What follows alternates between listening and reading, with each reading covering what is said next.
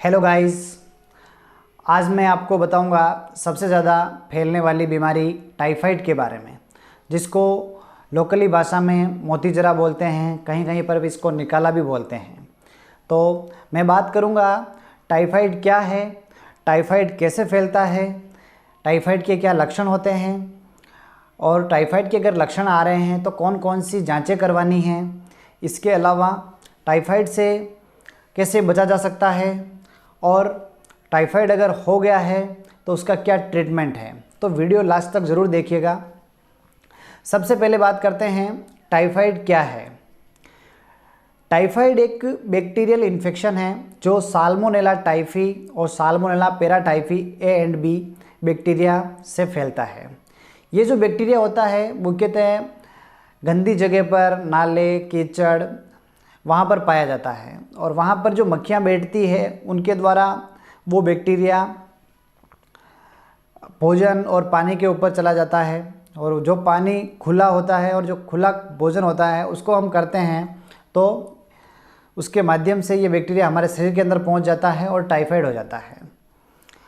अब हम बात करेंगे टाइफाइड के क्या लक्षण हैं। तो नॉर्मली अगर टाइफाइड एक बैक्टीरियल इन्फेक्शन है तो इसमें सबसे पहले बुखार आएगा। बुखार का पैटर्न ये रहता है कि सुबह कम रहता है, शाम को बहुत ज़्यादा तेज़ बुखार हो जाता है।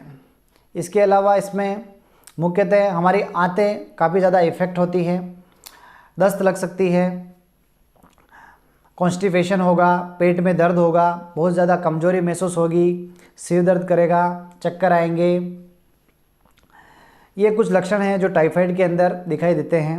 एक इसका विशेष लक्षण होता है रोज स्पॉट, जो लाल लाल चकत्ते पड़ जाते हैं शरीर के ऊपर। इसके अलावा पल्स डिक्रीज़ हो जाती है।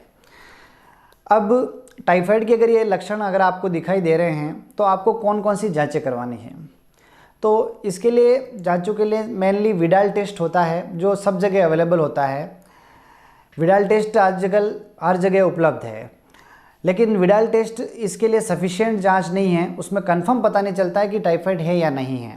तो इसके लिए अब बहुत सारे कल्चर होते हैं, जैसे कि blood culture, urine culture, stool culture, immunoglobin test. तो ये कुछ 4 से 5 जांचें हैं जो टाइफाइड के लिए हम करवाते हैं। अगर अब टाइफाइड के आपको लक्षण दिखाई दे रहे हैं और आपने जांचें करवाई है और ये जांचें अगर पॉजिटिव आई है तो इसका क्या ट्रीटमेंट करेंगे।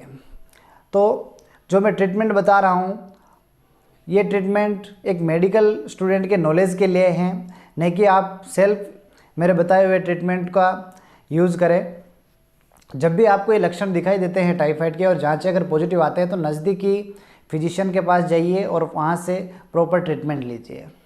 तो हम बात करेंगे हम टाइफाइड के ट्रीटमेंट के बारे में। तो टाइफाइड के ट्रीटमेंट में जैसे कि एक इन्फेक्शन है तो इसमें एंटीबायोटिक हम सबसे पहले ओरल ट्रीटमेंट चालू करेंगे। तो सिप्रोफ्लोक्सासिन 500 mg सुबह शाम 7 दिन तक लेंगे। अगर सिप्रोफ्लोक्सासिन से अगर आराम नहीं पड़ रहा है तो सिफिक्साइम 200 mg सुबह शाम 7 दिन तक ले सकते हैं। इसके अलावा एक एंटीबायोटिक होती है एजिथ्रोमाइसिन, 500 mg की होती है। एजिथ्रोमाइसिन का एक फ़ायदा ये भी है कि ये प्रेगनेंसी के अंदर बहुत ज़्यादा फ़ायदेमंद रहती है, प्रेगनेंसी के अंदर ये सेफ़ रहती है। इसके अलावा हम सिम्टोमेटिक ट्रीटमेंट करेंगे, जैसे अगर बुखार आ रहा है तो पैरासीटामोल टेबलेट लेनी है, पेट दर्द कर रहा है तो एंटीस्पाज्मोडिक टेबलेट लेनी है, डायरिया है तो डायरिया का मैनेजमेंट करना है, ORS लीजिए, हो सके जितना से जितना पानी पीजिए, पानी के अंदर ORS मिक्स करके पीजिए। तो ये कुछ बेसिक ट्रीटमेंट है टाइफाइड का।